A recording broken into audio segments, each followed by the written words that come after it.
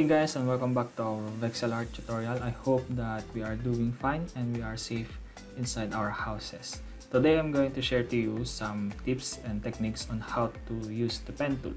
Okay, I know this is not our typical tutorial na Vexel Art. I mean, diba?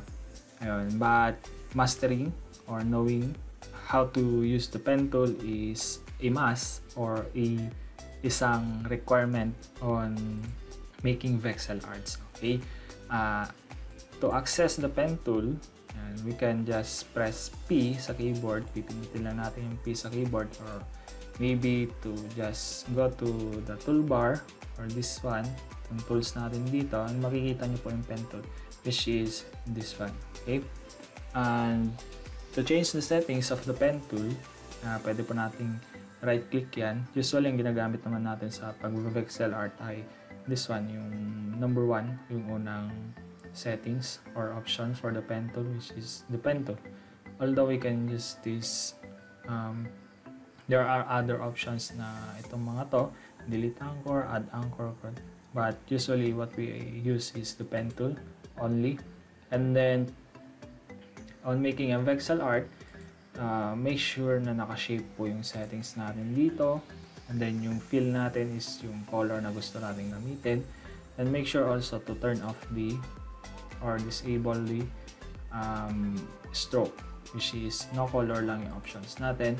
And then kung makapal naman po yung lines na output ni pangalan nito pen tool, we can adjust here.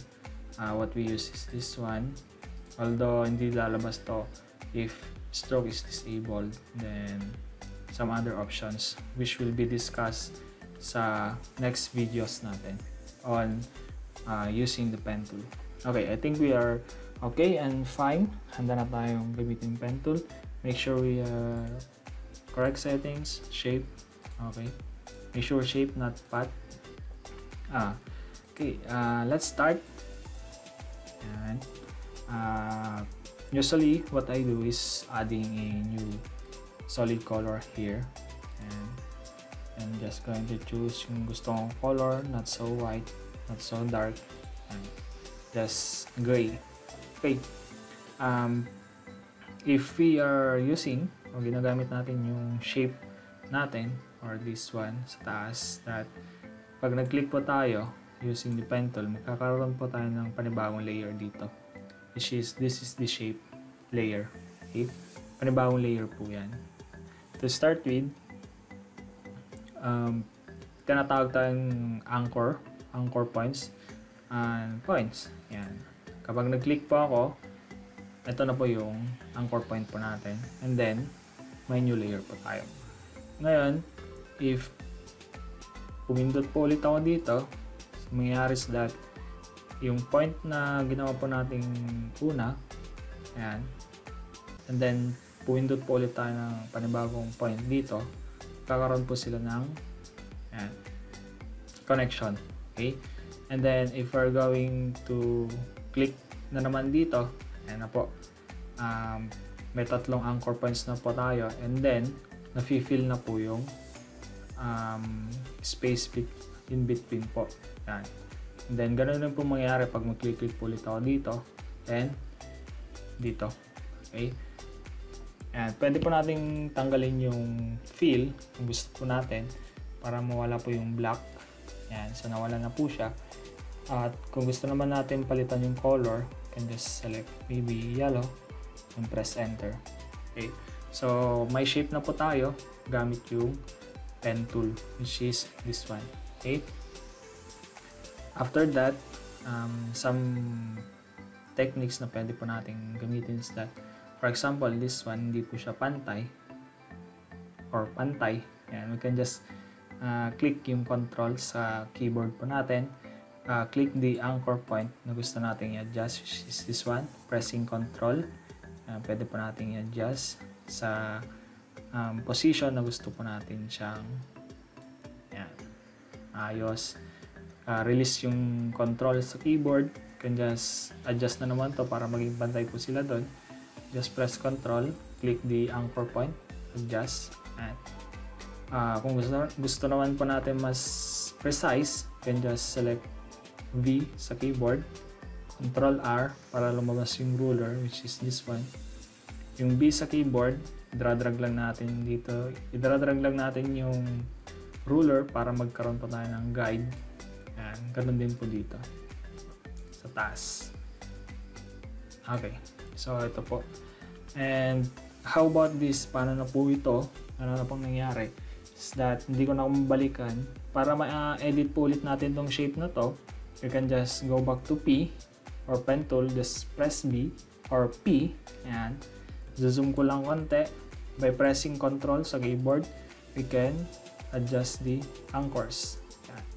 Para mas magiging straight po siya. Control lang po. Ayan. Click, Control ulit. Click yung anchor point. Adjust. Ayan. Okay, that's how simple to use the pen tool. Okay.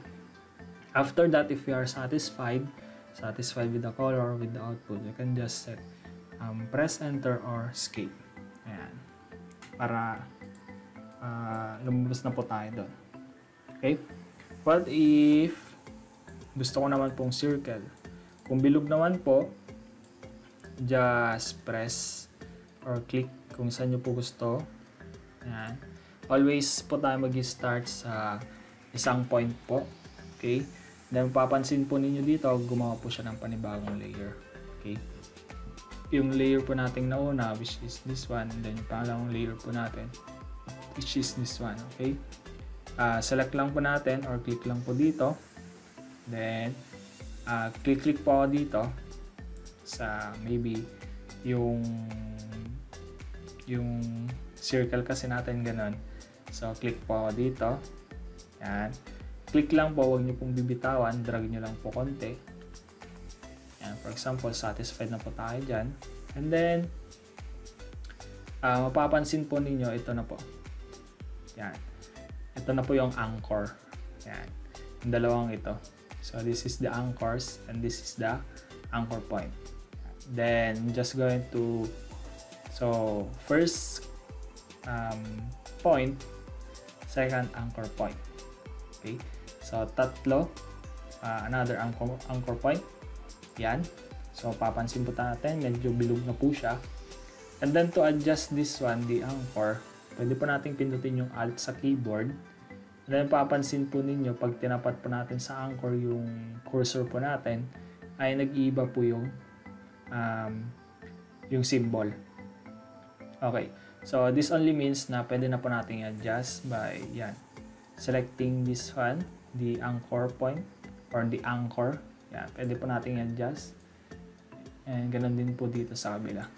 After that, if we are satisfied, just press escape.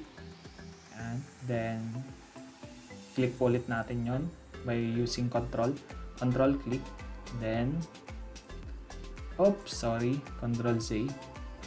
Ulitin ko lang po yun escape lang muna, control sa keyboard. Siguro tanggalin muna natin itong guide na to kasi medyo nagiging sagabal po siya. V lang po sa keyboard, angat po natin yan. Then select po ulit natin yung ginagawa po natin. Ayan. Select control. Pag nag-blue na po na ganoon, pwede na po tayo mag-add ng Ayan. Unedited po ito Click ko po ulit dito, drag. Ayan. And then click ko ulit doon to close para mag-close po yung shape natin. Ayan. So para nangyari lang po is that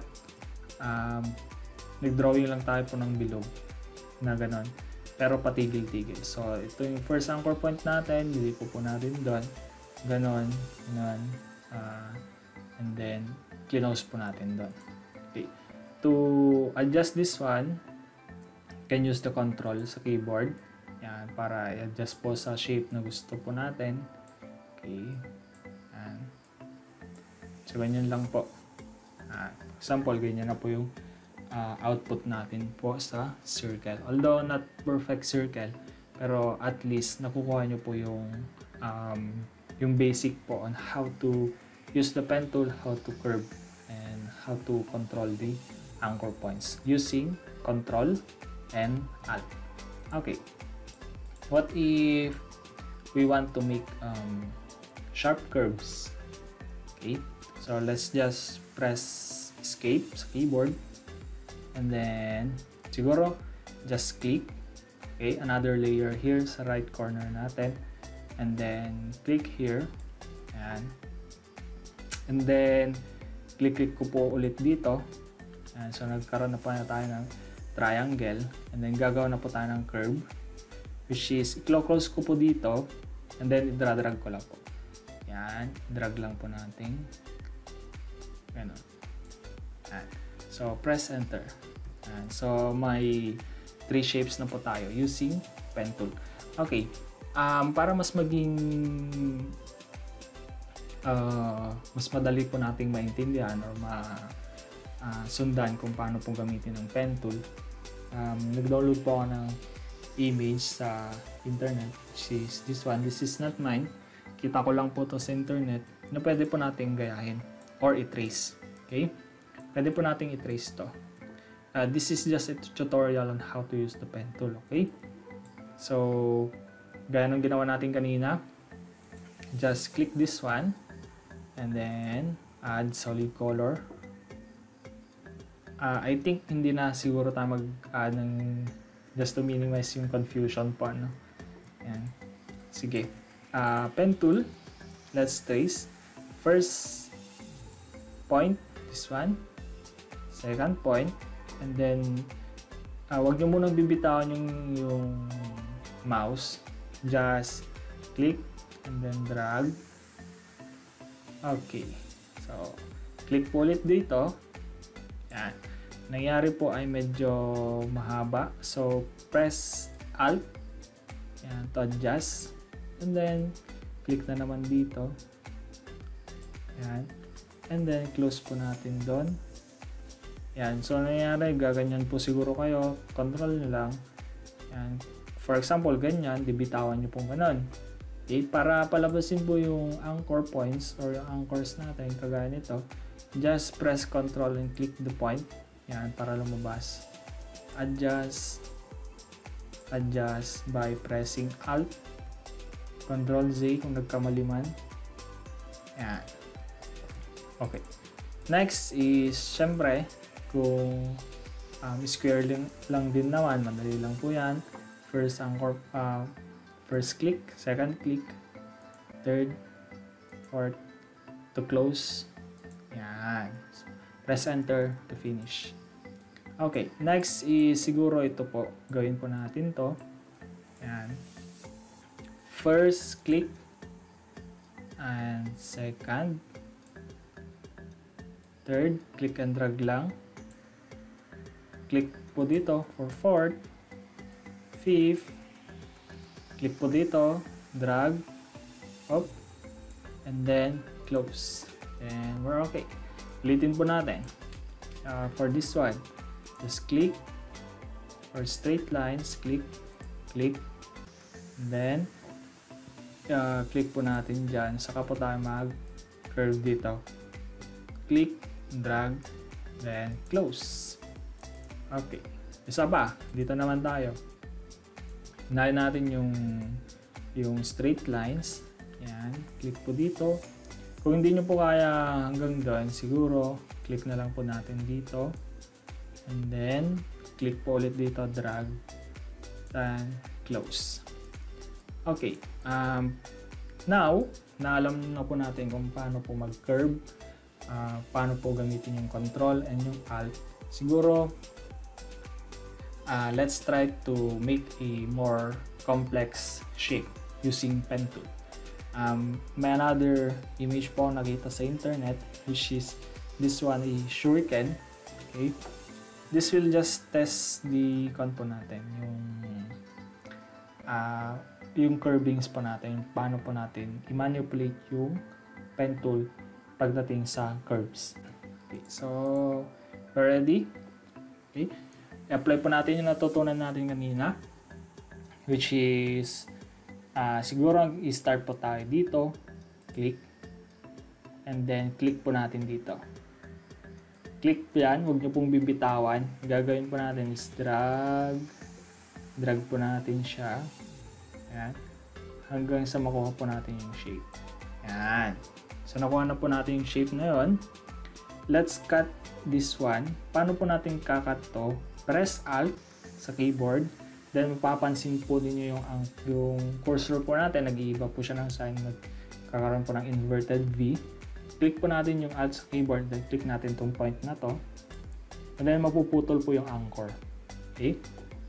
So we're ready to diretso naman dito. Click, drag, kung bibitawan. Click lang and drag. And then, if you are satisfied with the curve or yung output, bitawan na po natin. Yan. And then, para mabali po ulit ito or matanggal, just press Alt. Yan. So, no worries po kung ba't po siya na ganito. Maayos po natin yan. And then, now we are ready to do this one again. Click ulit. Magbibitawan. Drag.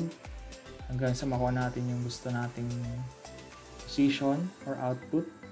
Yan. If you are satisfied, bitawan, press Alt, and then cut. Okay? Next is this one. Click po ulit natin. Drag. Yan. Hanapin natin. Yan. Now, I'm satisfied. Bitawan. Press Alt sa keyboard. Click. Yan. And then next is this one. Click po ulit dito. Magbibitawan. Alt.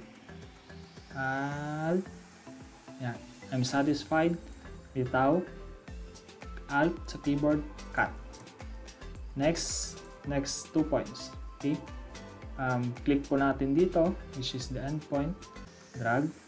Hanggang sa satisfied na po tayo. Bitawan. Click. Alt. Oops, sorry. What if nagkamali akong ganon? Just press Ctrl Z. Change the fill to no color. And press enter.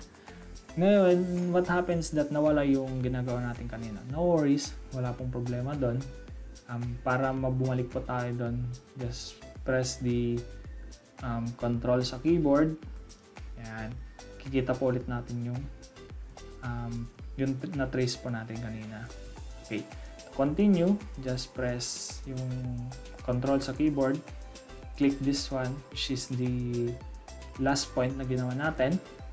Then, let's click here. And click, drag. Then, if you are satisfied, bitawan, press Alt sa keyboard to cut. Okay. Then, let's close here. So, straight line, click lang, i-drag lang natin until we are satisfied sa ating output. Then, bitawan. Okay. Now, to ibalik na natin yung color fill natin. Then, mamili na po tayo ng color na gusto po nating gamitin. So, we're done with the pen tool or the basic tips and techniques on how to use the pen tool. Kung may natutunan man po kayo, don't forget to like and subscribe. And for the next video is that magkakaroon pa tayo ng next tutorial, which is ang gagamitin na po natin is combine, subtract, intersect, and exclude overlapping shapes using the pen tool. Maraming salamat po sa panonood and I hope to see you on the next video. Thank you so much.